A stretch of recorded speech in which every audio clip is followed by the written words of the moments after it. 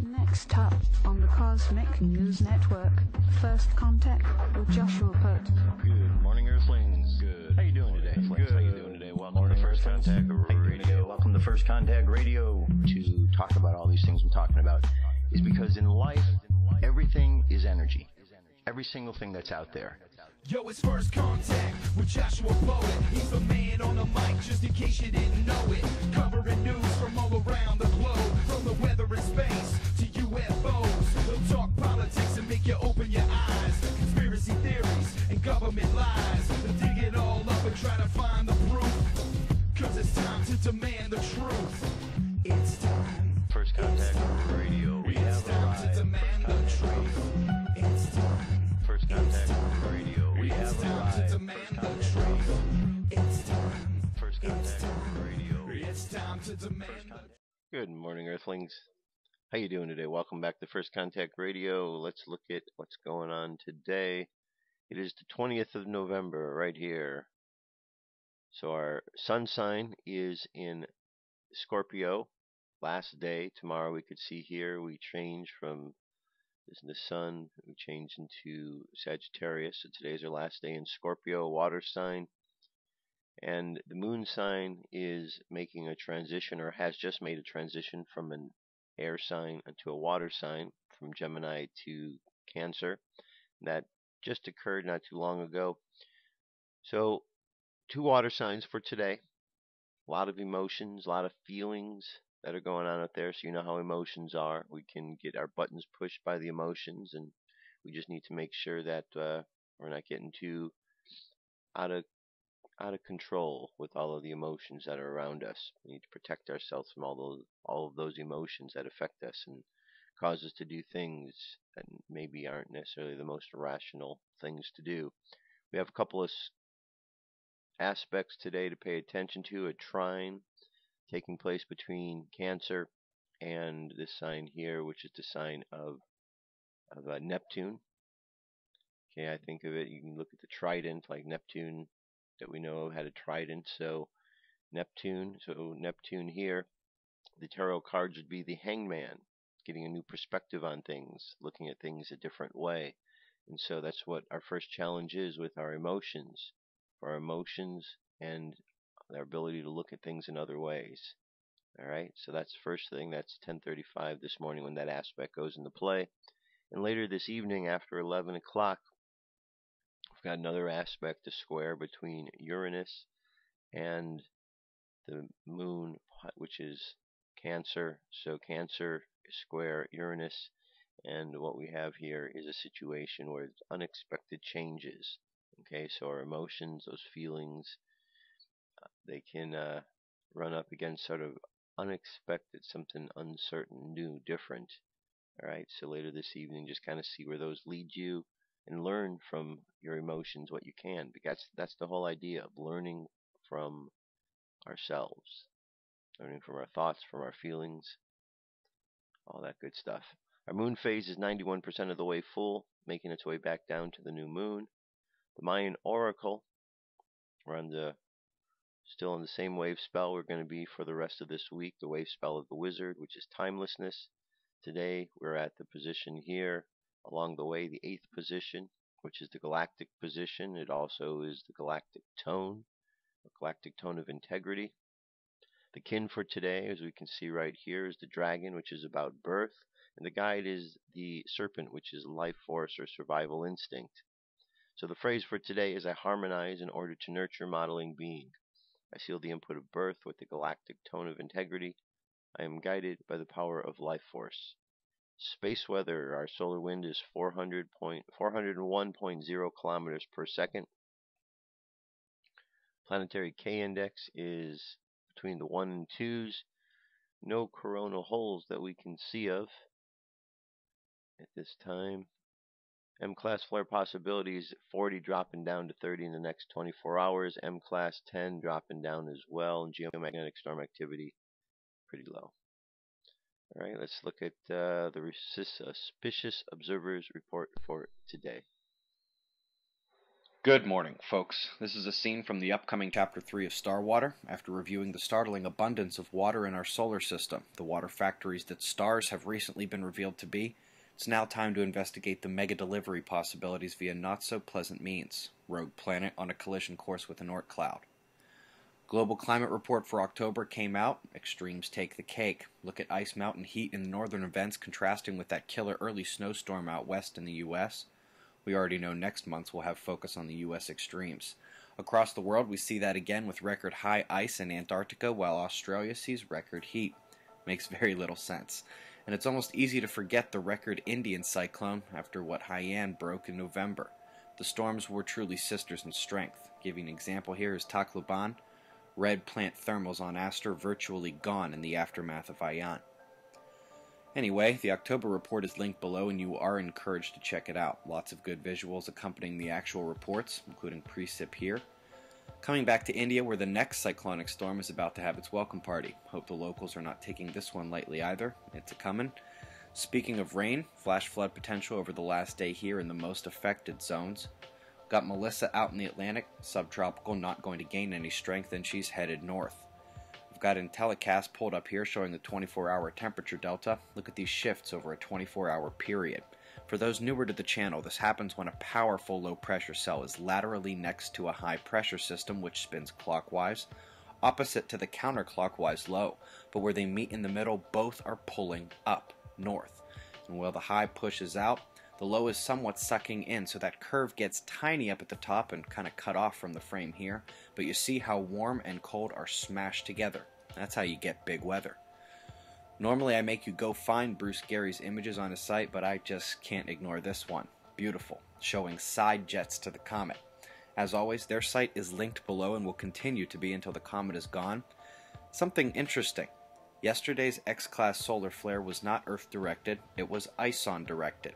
The flare energy and CME would have already interacted with the comet as of now.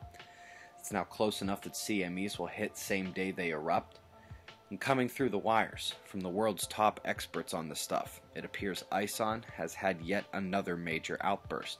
This is the new image of the comet, and wow. FYI, that makes the six-tailed beast, Ison, and Comet Linear all going bonkers in the inner system. Cosmic ray jolts, evident in the neutron monitor as we appeared to take a minor interplanetary shock last night. I expected the KP to react if it continued, but we did level off in the metrics and the KP turned right around to hit the snooze button. Even the sensitive electron flux didn't think much of those readings, so we'll come to flaring. Nothing big since that X-flare yesterday. The sunspots are fewer but sizable. The incoming spot needs some development around him. Meanwhile, one last look here at the departing groups, including the X-flare producer on the limb. Up north, 11,899. Still not dangerous or the biggest ever, but still the best dang example of helicity, the inner umbral vortex, beta meshing, that humans have ever seen. And remember, we showed Lockheed Martin's planned IRIS observations did not include that spot. Well, it appears they have changed their mind. More shots of that spot in a moment, but we'll end with the maintained coronal hole power complementing the space weather to give a localized uptick in the area near the Mariana Islands down to Antarctica. Southern bit of the globe took that near 8-pointer days ago. We might not have seen the end. Shots of our star to close, starting with the super spot. Eyes open. No fear, it's 6:20 a.m. Eastern Time, and that's the news. Be safe, everyone. Alrighty. Good report.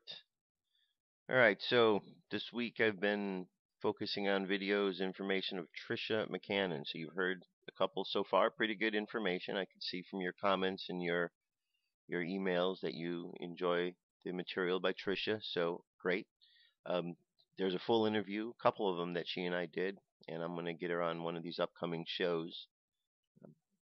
And we'll continue on our discussion about her today. Here is Trisha McCannon. This is Galactic Awakening Science. Here we go.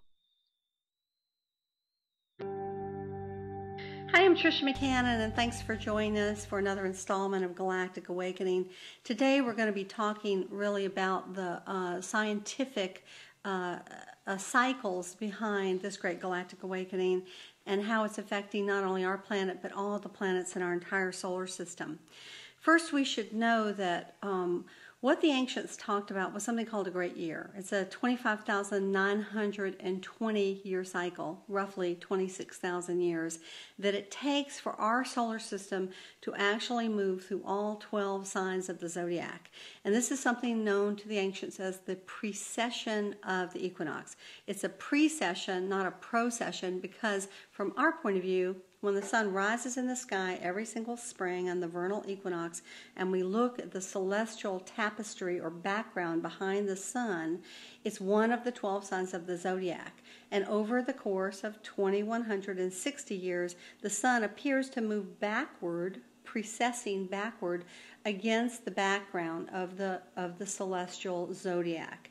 So we slowly move 1 degree every 72 years through the 360 degrees of the circle of the zodiac or circle of animals.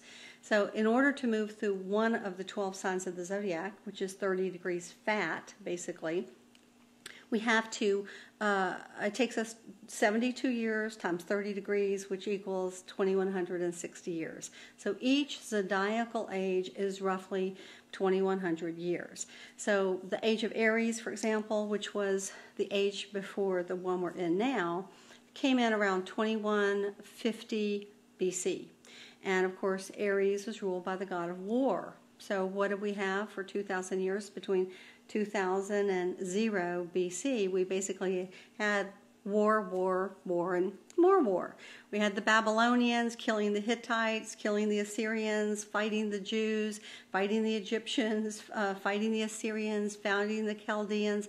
It was just one war after another. We also had the rise of Alexander the Great, who of course was trying to unify everyone, and he had to beat Persia to do that, which was a mighty empire. We also had the rise of the Roman Empire that lasted for some 1,000 years and eventually gave us the Roman Catholic Church. But during the age of Aries, we saw it was very much a militaristic establishment. They were laying down roads and order and civilization, but they had very strong armies to be able to enforce their will. So these are some of the things that happened in the age of Aries, and it was a very patriarchal age. About the time Jesus came in, we were going from the shift from the age of Aries to the age of Pisces. And Pisces actually was intended to be far more of a feminine age than we actually got. The ages tend to be more masculine dominant and feminine subdominant, or feminine dominant and masculine subdominant. And they're intended to switch because it gives souls that are incarnated down here an opportunity to learn to develop their strengths in both sides. And it gives us an opportunity for our cultures to transform and to begin to change. So one of the things Jesus came to do was to usher in this more intuitive feminine age. And if you actually look at his teachings, they were essentially very Piscean. The kingdom of heaven is within us. Love your neighbor as yourself. Forgiveness is the key. This was certainly not the philosophy of the Roman Empire. It was a much higher philosophy, and it was a feminine-based philosophy that ultimately could have brought us to a place of compassion, love, and spiritual attunement. But as we can sort of see, it didn't really happen. We had the dominant patriarchal wave coming off the age of Aries that we see in some of the cultures, like the Hebrew culture was very patriarchal, and you also see it with the Roman culture. Although women had a lot of rights, still it was militaristic. So in the end, the Roman Catholic Church, wound up, changing the message of Jesus in large part, and we wound up with a male-dominated age that was male dominant and male subdominant, which is why women lost all the rights to be citizens or to vote or to be able to stand up for themselves or own property or inherit or even take care of themselves for the better part of about 1,700 years. So it's been a rough age we're coming out of. Fortunately, we're now moving from the age of Pisces into the age of Aquarius. And this age promises to be an age of far more enlightenment. Aquarius, as we know, is ruled by air. It's ruled by communication. So we have the internet and cell phones and fax machines and faster than light communication and lasers and space travel and all these incredible advances that have happened in the last 50 years. So it's very exciting. And we started moving into Aquarius 0 degrees in 1939. So it took us till the end of 2011 to move the first 72 years of 0 degrees. So in 2012, that was our very first year of 72 years that will be 1 degree into the age of Aquarius. So that in itself is very exciting, and one of many reasons why 2012 was considered such a pivotal and promising year for transformation change. Now, as we go through this flopping back and forth, male age, female age, there are 4 ages that are intended to bring us into a balance. And these are the 4 fixed ages of Taurus the bull, which would have been about 4400 BC to 2100 BC, where there was much more of a partnership model going on between men and women. Leo the lion, which happened about 12,000, 13,000 years ago. Aquarius the man, where we're moving into much more of a partnership model now, thank goodness, in the world. And Scorpio. Those are the 4 fixed ages. So those ages are intended to bring us to a place of balance between men and women, and hopefully balance within ourselves, because ultimately, as Jesus taught, the only way we can come into balance or we can achieve consciousness and see the kingdom of heaven is to bring the male and female sides of us into union, our intuitive and our rational, our structured and our spontaneous and flowing, our mental and our emotional, our inner and our outer. Jesus actually said this when he said, when you make the 2 eyes into one, the inner into the outer, the male into the female into the male, then you should see the kingdom of heaven. So he was talking very much to this spiritual technology. And many of you know I've written a book on the lost years of Jesus and his connection with the mystery religions. And he was actually very much an advocate of this balance between male and female. So where are we now in this procession? We not only have the individual ages, which affect human consciousness, evolution, and culture, but we also have a period of time, if this is the horizon line, let's say, of the galaxy, for 13,000 years we drop below the galactic horizon. We fall, we could say, into the 3rd dimension. So we did this during the time of the Great Flood, 11,500 years ago. And then we come back up to where we come back into alignment with the center of the galaxy, which is where we are today. And then for 13,000 years we move above the galactic horizon. Now when we're below the galactic horizon, some of the ancient teachings talk about the fact that the male Christ comes in to oversee the planet at that time, and that he's flanked by 2 aspects of the female Christ, the mother and the mate, or Mary and Mary Magdalene within the Christian tradition. In Hindu tradition, it would be Yeshua, Krishna's mother, and Radha, his mate. If you look at it within other traditions, you'll see similar models reflected. But when we come above the galactic horizon, we actually move into a time where the divine feminine Christ energy can be more prevalent on the planet. And so that's one of the many exciting things that is beginning to open up in our world. Certainly we still have lots of examples of oppression of women in the Middle East, in China, where they've been drowning female babies for the last couple of decades. But more and more there is an awakening and a revitalization of the awareness that this is part of what the world needs to heal it. And so in this scientific model of understanding what's occurring, there are also evolutionary changes and revolutionary changes in our thinking, our feeling, and our cultural expression occurring for us as individuals and also collectively as a planet. So this is just a little tidbit of a preview of some of the many things that we talk about in this amazing series, in our series that we're doing on the galactic alignment. As I said in the first installment, these are little preview snippets that hopefully you guys will get an opportunity to enjoy. And if you want to know more about this amazing 16-week webinar series, please feel free to email us at Trisha McCannon Speaks at yahoo.com. Thanks so much for tuning in, and happy galactic alignment. All right, good stuff, right? Good stuff. That is Trisha McCannon. I'll have some more tomorrow, and as I said, I'm going to get in touch with her so that we can do a show together again. There's past interviews available, so you can go check them out. And UFO news is up next.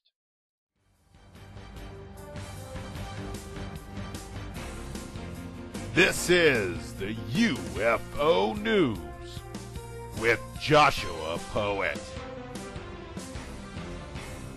All right, Dirk, thank you very much. Today's UFO news stories has 5 stories to it. First one comes from Noblesville, Indiana. This was above the tornado.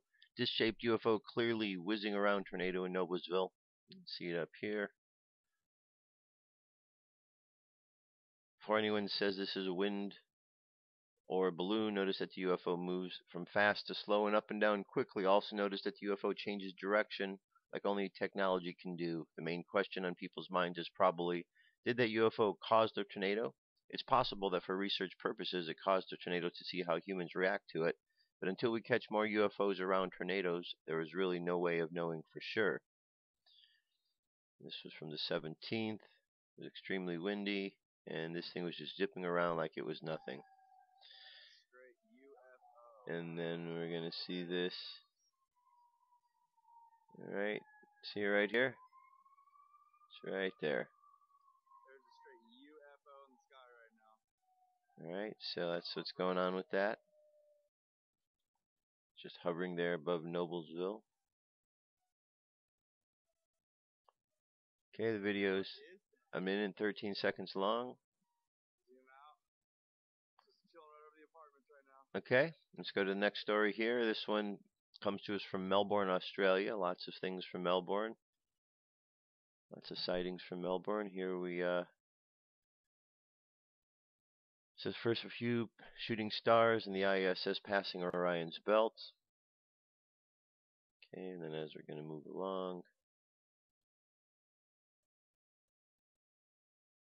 Okay, and here comes the ISS. Shooting stars.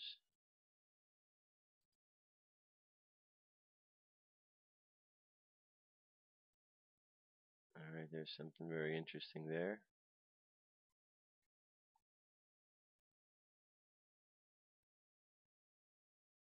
There's a lot of good sightings over Melbourne, as you recall.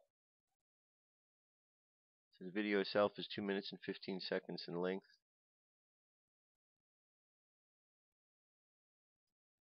And you can check out the video to see what you think. Alright, let's move from here to the next story. This takes us to Idaho. Bright unidentified flying object seen and recorded in the night sky above Idaho, a state in the northwest region of the U.S. This was on Tuesday, the 19th. Okay, there's what appears to be our objects in question. Alright. So what is that? Don't know. That's certainly what they're zoomed in on. Okay, you can check out the link. See what you think, if it's a UFO or maybe something else. And we go over here to a story out of the UFO Digest. It says, the amazing disinformation program of the powers that be. With all the lies of the mainstream media here in the U.S. that we must have to shift through if we bother to even listen to them, or the half-baked rumors continuously surfacing all over the internet, it is a tough job deciphering what is true and what constitutes political rhetoric these days. If we are not already hard-pressed with a president who tells outright laws about much unwanted socialized medicine and Obamacare, we must now consider some recent revelations about generally accepted stories that have shaped our culture that we have uncovered for the lies that they have fabricated to be. Okay, first thing we have is the story of the rampaging Martians. You might recall the chaos that occurred when Orson Welles and his Fireside Theater program put out the now infamous War of the Worlds reenactment of the H.G. Wells novel, written in 1897. On a Halloween night in 1938, the broadcast created a national panic that resulted in hysterical Americans, some deaths and destruction as panicked citizens awaited the invasion of the Martians. The realistic audio play by Wells and his fellow performers shocked the nation, who expected death rays, mechanical walking machines, and poisonous gases to assault their towns. It took decades for the truth to finally surface about this seemingly innocent show that had unintentionally created such mass hysteria. As it turns out, this was an intentional event sanctioned by the U.S. government to study the public's reaction to such an event. Then we go to another one here. Let's see, if you can forget the impact of the book about Sybil, supposedly a saga for psychological patient Shirley Manson. According to Floretta Schuyler, a young girl suffered from a new condition known as multiple personality disorder. As America braced this book and marveled at the work of this dedicated psychological researcher, the truth did not soon emerge. Years later, according to Rush Limbaugh, the much-hailed story and progress made in mental health advocacy turned out to be a sham that was perpetuated just to see how suggestive the public can be. So you're seeing a trend here. First one was to see the test to see how the public react. Now we're going to see how suggestive they are.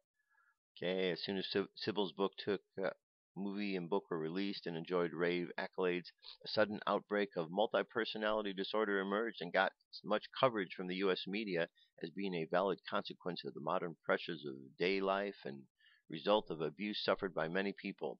Yet all this was launched from the manufactured personal story of a non-existent patient, a young girl supposedly tormented by the visitation of adverse personalities that manifested within her mind. Then we got the abduction scenario.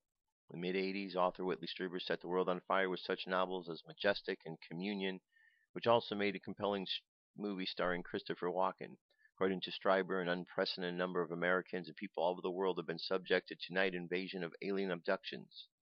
Well, what we've come out to find out is some of these are real, and some of these are somewhat staged events or involved military. And we're going on and on. There's more ideas of these stories. The point being that the disinformation program is pretty strong out there, and it is a challenge these days to find out what's real and what's not. But one thing that is for certain, the disinformation is being used in order to study the people, how they're going to react. Remember, it's about psychology and sociology. Psychology is the personal psychology, the personal world and thoughts a person goes through.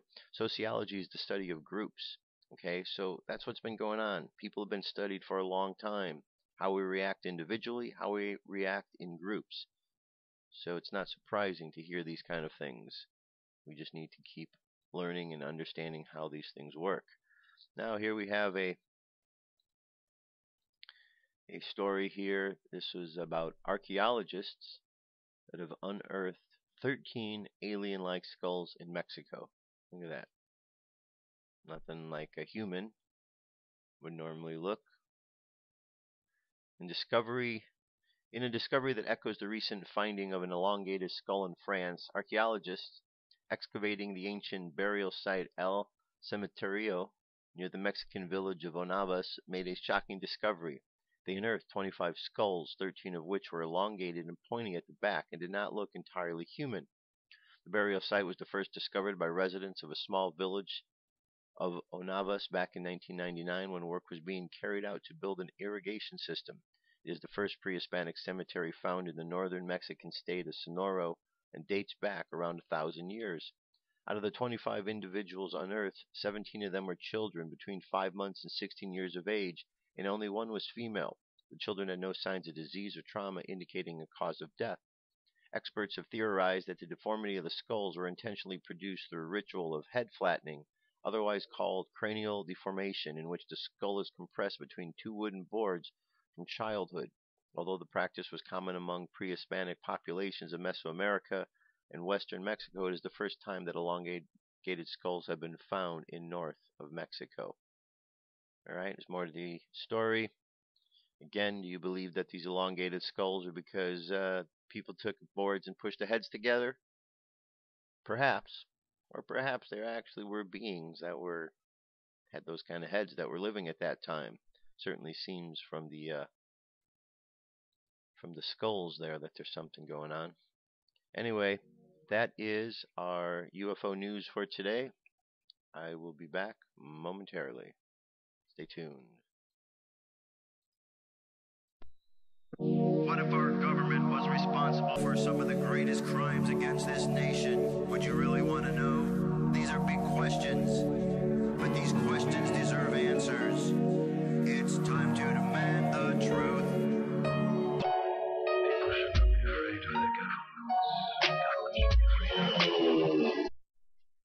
All right. Continuing on. So, first up is a story that has to do with Obamacare or Obumbler Care or whatever other crazy name you want to have. There's all kind of names. People are laughing at this. They should be laughing at this. It's silly. They can't build an e-commerce website? Really? I don't personally believe that this is an intentional mistake. I've been involved with the business of making websites and the techie side of computers for a little while, enough to understand that what they're saying and the lies that they're telling are lies. Kids can make websites these days. Certainly, what they're asking for is more complicated than what a grade school kid might make. Nonetheless, we live in a country where there's organizations like Amazon or Facebook or MySpaces, and there's tons of examples of sites that work here. So for an administration to say that they didn't know how to make one, wrong answer. Not in this country. We have too many smart individuals. So if it's not working, knowing that we have the ability to create a site that works, and we've done so over and over and over again in this country, the only other thing to look at is this is intentional. It wasn't supposed to work. Well, here's another example. They keep saying by the end of this month they're going to have this ready. Well, here, Secretary Sebelius visits South Florida to meet with healthcare navigators. 7 weeks to this day since the troubled healthcare.gov website was launched, Human and Health Services Secretary Kathleen Sebelius was in Miami with the so-called navigators who are helping the public get signed up for coverage. Sebelius is a member of the president's cabinet with all the suits, security, and cameras following her that would have thought the president was visiting Tuesday afternoon and that what was clearly a highly orchestrated media event to focus on the positive after so many negative media reports about the Obamacare sign-up process.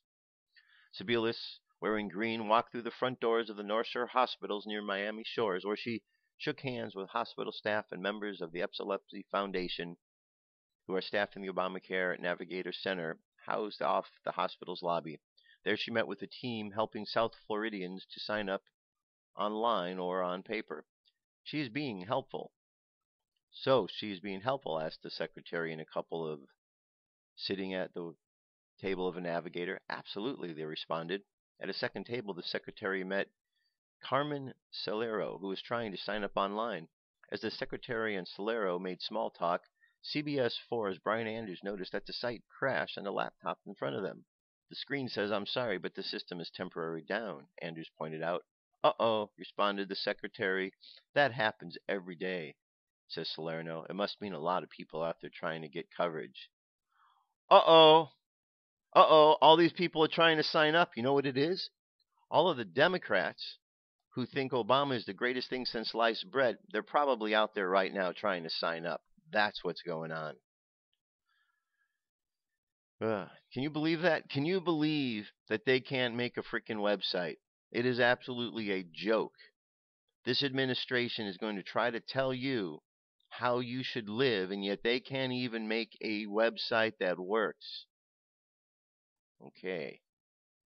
And if anybody is out there that wants to believe all the excuses they're telling on why this site can't work, go pick up Website for Dummies. Okay? Go read about how to do these things. Sure, there's more involved in the process because there are more people that are going to be accessing that site. but the basics of putting it together and making it work and doing the things that they should be able to do should have long passed the benchmarks. They should long have passed this stage of scrutiny. They shouldn't be down to this 2 weeks till they say this thing is going to be fixed. I was reading somewhere the other day that they said there's as much as 60 to 70% of this isn't even built yet. The site's not going to be done by the end of this month. It's not going to be done by the end of this year.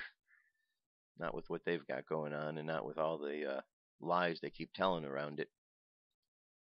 All right. Now, you've heard this story about Obama manipulating the numbers, the Obama administration. Well, here it says Barack Obama faces new charges that new jobless numbers were manipulated before the 2012 election. Really? You mean he lied? Again? No. Investigations have begun into whether employment numbers heading into the 2012 U.S. presidential election were manipulated.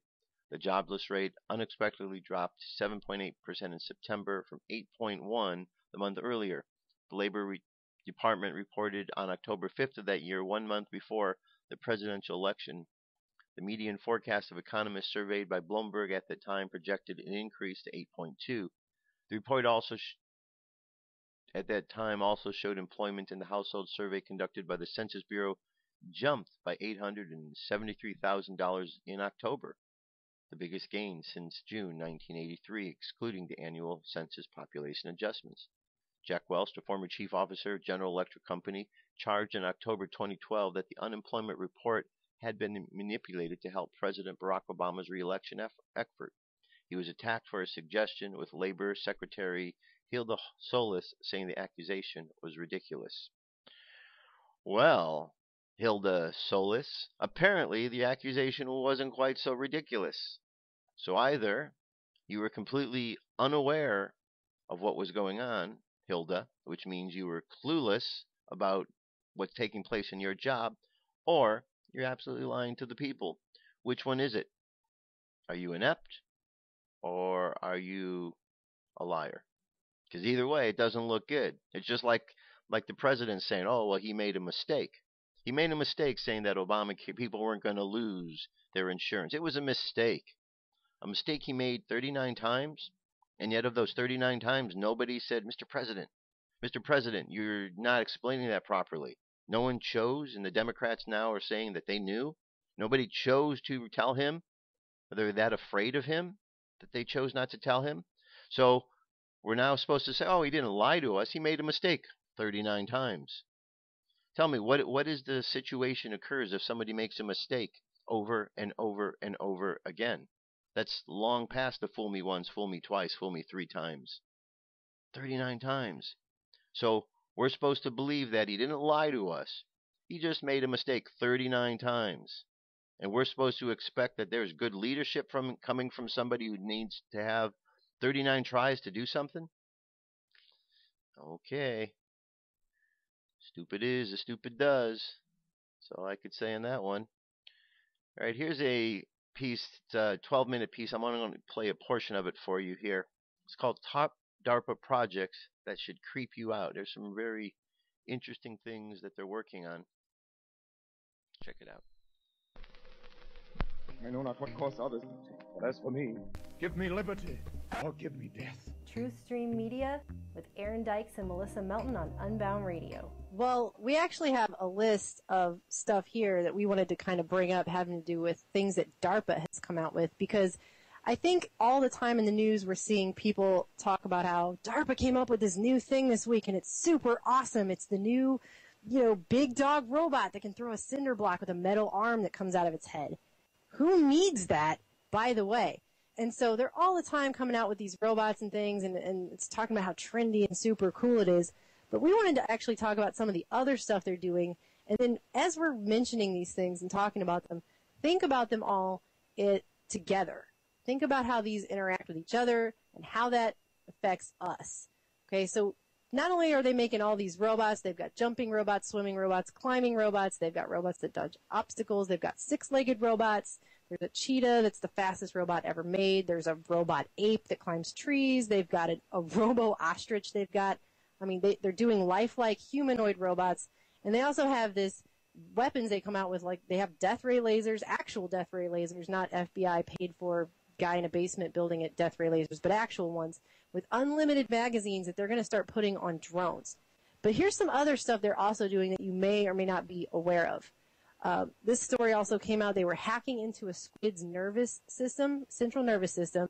They were using electric signals to force the squid to change its colors. So they were basically perfecting mind control in the squid. They're also studying our fight or flight response.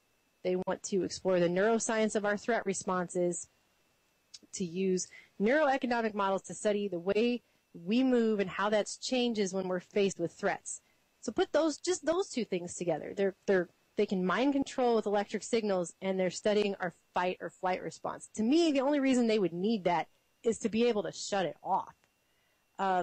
Moving on, Regina Dugan came out recently. She's a former DARPA head, but she now is the leader of special projects for Motorola, which is owned by Google. And this is, she says, this is a quote, "We got to do a lot of epic expletive when I was at DARPA." And she says, now they're even doing better stuff. And she was showing her electronic tattoo that she has.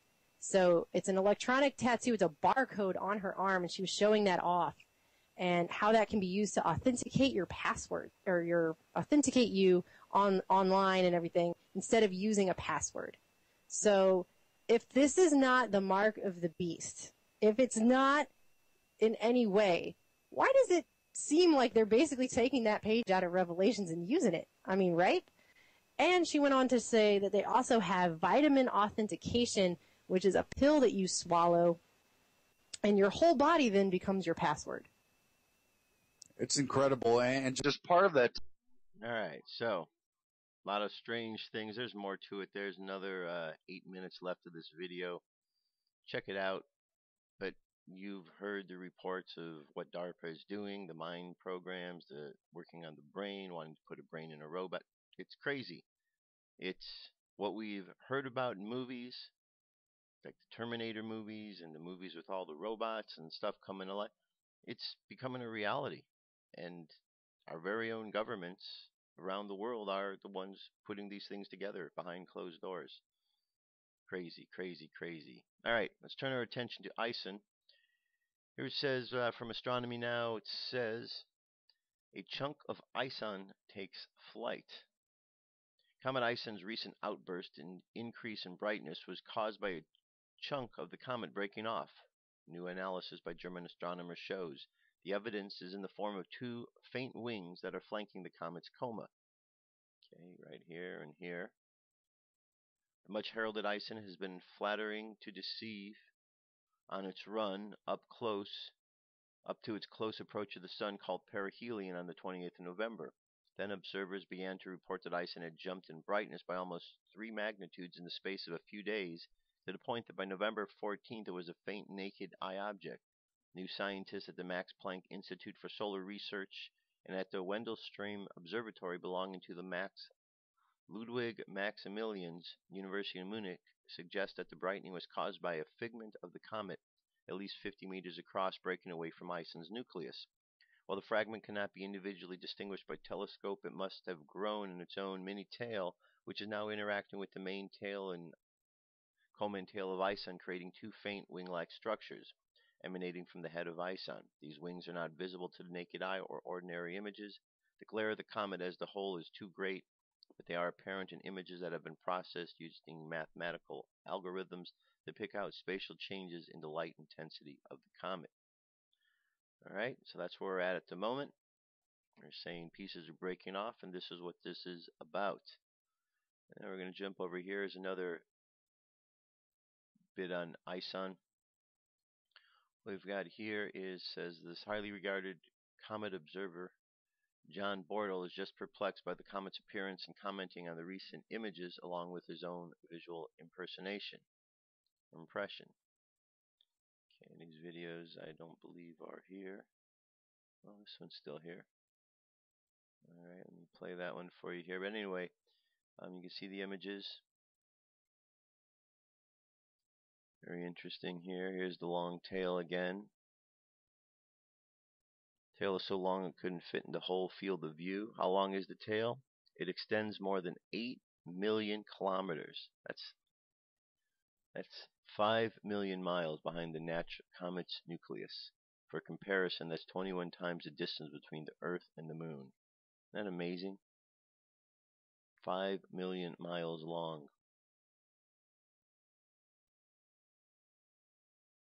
So the new report by the Federal Space Agency circulated in the Kremlin today states that the comet has made a number of unexplained orbital adjustments around the planet, seeming to better align itself with the red planet's strange moon Phobos.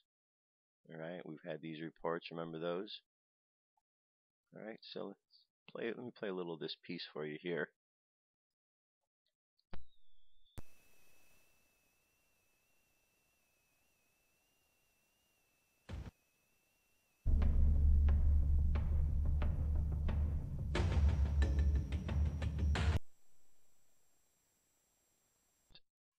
That's basically just seeing the object moving through the space. Pretty cool though.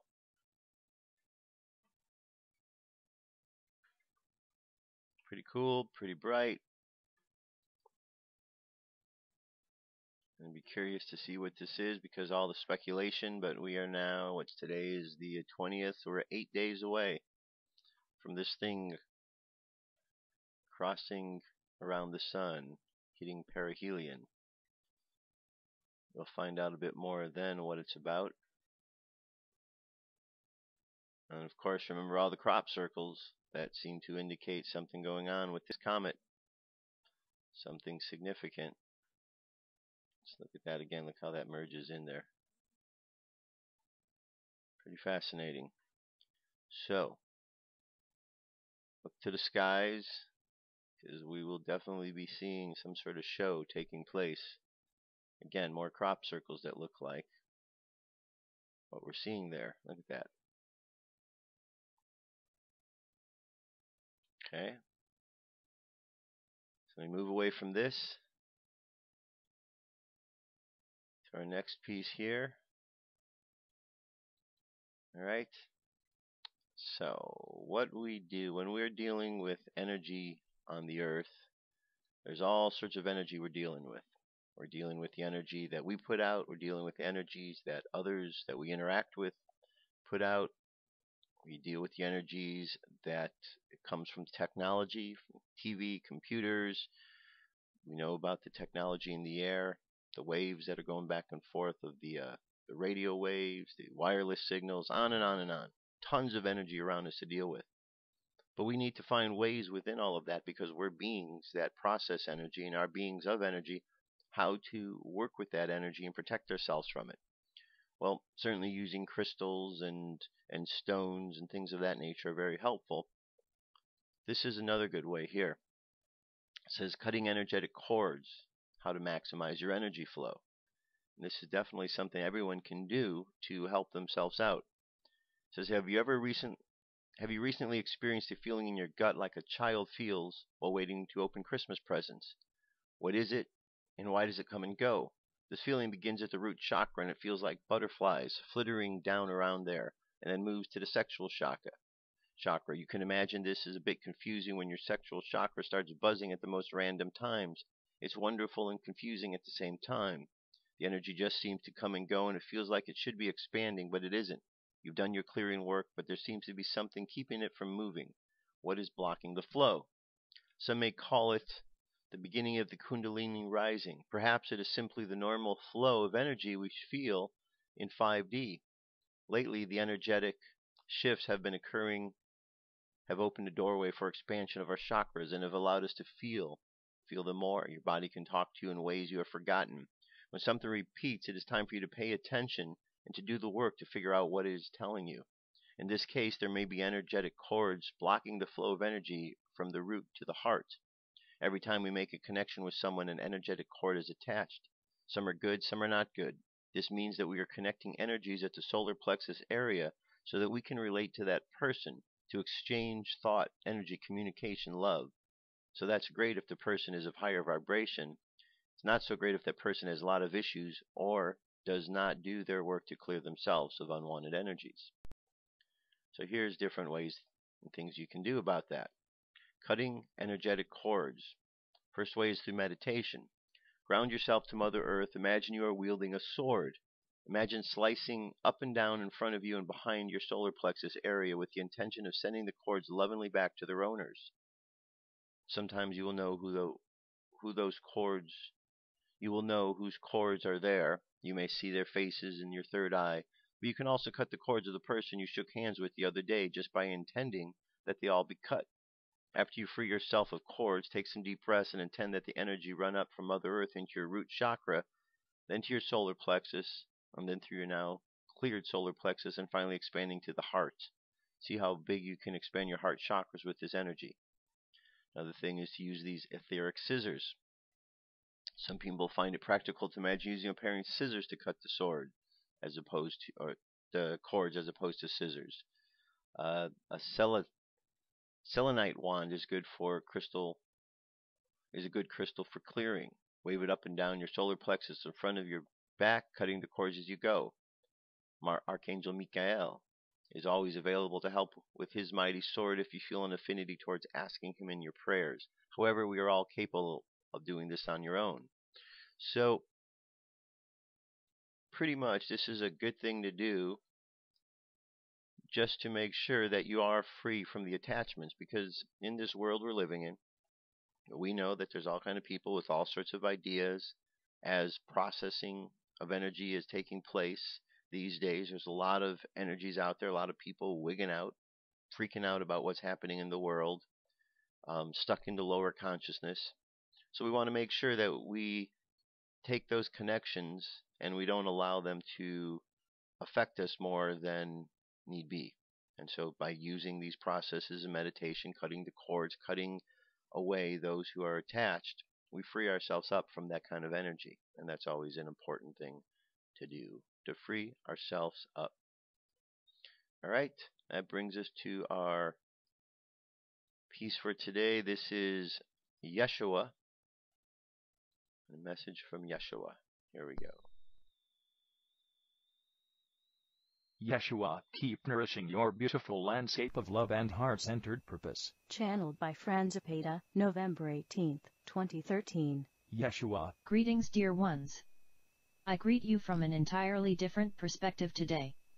For you are approaching a more complete merging with your higher selves and with your monad, and so the vibration from which I communicate is higher and more conducive to your new level of understanding.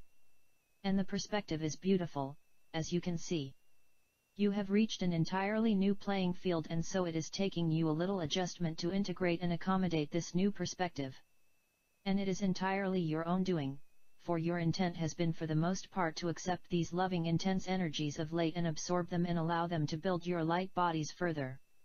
And you cannot but see things through a new lens, dear ones, an entirely different landscape for many of you. Do not be concerned if you do not physically feel a lot different. However, many of you would be hard-pressed to deny that you are feeling and seeing differently. Let go of the resistance and the doubt and you shall see more clearly. And so, dear ones, I beseech you to constantly reach for your higher perspective that is becoming more evident to you. Choose to see things from that perspective. You will find it will become easier to let go of the fears and limitations that once held you back, for your soul is wanting to soar higher and will not be denied. Allow this process with the grace and acceptance and knowing that you have never lost. Let it become your true mode of operation from now on. The time is here to discard and leave behind your old ways of analyzing with your ego and with your old frameworks of beliefs. Feel with your heart and welcome your new perspective based solely on your hearts. Coming from there all the time now is becoming much more available to you. These energies of late guarantee it. You don't need to fight it or to call anything according to your old perspective, for you have graduated into a new level. Look around and get acquainted. Now is the time to connect always with your higher self first.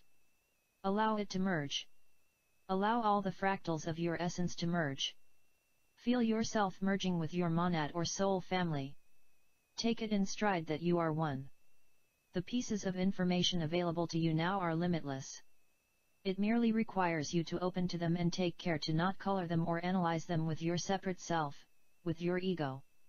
That way of participating in life is going by the wayside as you integrate all of you into this higher perspective you are being welcomed into. And so it goes that you greet your new selves with honor and love always, accepting and knowing that the divine flame within you is building to an ever-increasing crescendo and taking over and encompassing all aspects of you, as all aspects come home to your divine center. The process has been beautiful to watch as we observe you coming into your own, so to speak, of discovering all new and desired possibilities as real and imminent as you pass through the door of your higher awareness. Let yourselves become that expansion and wholeness that is beckoning you. The old ways of duality are becoming distant as if looking through a rear-view mirror as you move forward, and now you see ahead of you an entirely new landscape vibrating with a newness and shimmer designed by love and grace, a landscape that was and is being designed by you in your infinite glory of creative abilities. Notice, dear ones, that those thoughts and goals of yesteryear may beckon from time to time, as a weed may continue to push through the ground after you have decided to pull it. But it does not have to be so that you allow it to take over your new pristine landscape. For you are stronger and more capable of averting your gaze and intent to keep nourishing your beautiful landscape of love and heart-centered purpose. Stand strong now in your new awakened reality. The more you lend your attention and your energy to it, the more it is grounded and manifested. You are the divine creators and the divine landscape architects of your new lives and your new world. And wherever your mission is leading you will be adorned with beautiful flowers of immense love and vibrant color, awaiting you to focus on them and love them and decide how to use them in your new life. Send only love to the weeds in your garden, dear ones, and do not focus on them. Focus instead on the beautiful bounty of immense possibilities you are growing to fruition, those beautiful flowers of love and compassion and prosperity and peace and harmony. You are so close, dear ones. You are doing it. Please keep your faith and please keep your attention on your goals for a lighter, brighter world for all to enjoy and flourish in. That is your divine birthright and no one can take that away from you. You are all my precious comrades in peace and love, my beautiful brothers and sisters. Together we are building a beautiful world, one glorious step at a time. Know this and nourish yourselves within this knowing, for it is yours to have forever. I am forever your loving brother, Yeshua. Alright, very nice message for today. Again, another confirmation about the change that we are all going through. The angel message for today is: a happy change or a new addition is coming to your family. A happy change or new addition is coming to your family. Very nice. Very nice indeed. Happy change is always good. Takes us to our meditation for today, so go ahead and close your eyes. Take a deep breath. And exhale. Take another deep breath. And exhale again. One more deep breath. And exhale. Alright, let's imagine that we are looking in a mirror. And as you look in the mirror, and you look at your body and all of the chakras, and you can see clearly your reflection shining back at you, you notice all of these cords of attachment connected to your body. Some of the attachments are stronger than others. Some are very faint. And as you look at these connections, you realize that they're all, in some way or another, using energy.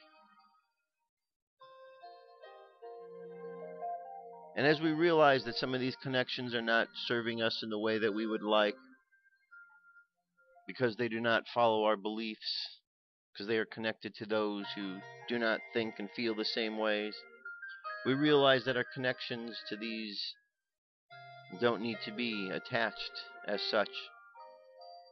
So we imagine a sword in our hand. And we take this sword and we run this sword in front of us, severing all of the connections and attachments that we have. And we take this sword and we run it around us to make sure there are no attachments to our sides, to our back, to our heads, to our feet. And after we've severed all these attachments, we begin to feel lighter.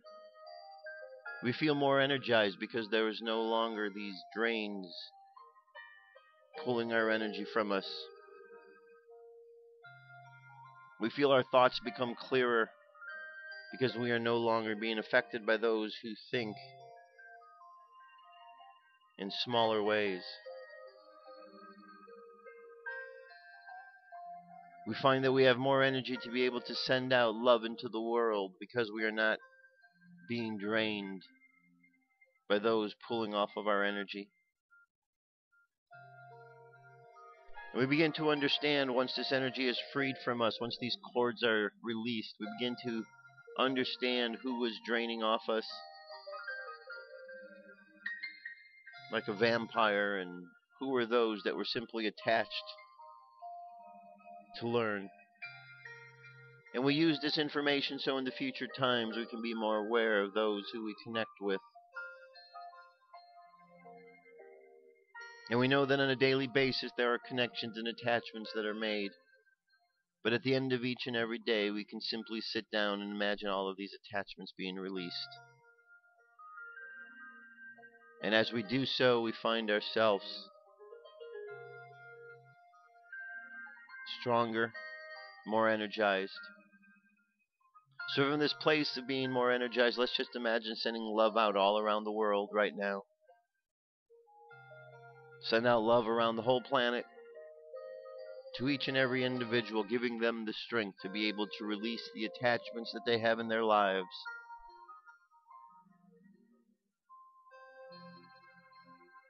And let's just imagine the world when we no longer have these baggage or this attachments draining us.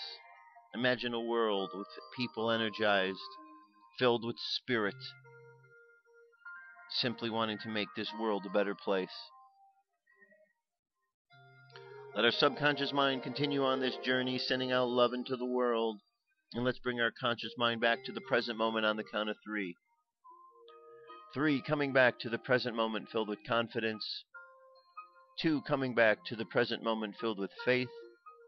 And 1, coming back to the present moment happy, healthy, and whole. Happy, healthy, and whole. Take another deep breath. Exhale. And open your eyes. That's it, my friends. That's it for today. Thank you very much for being here. Have an awesome day. Check out the links, firstcontactradio.com.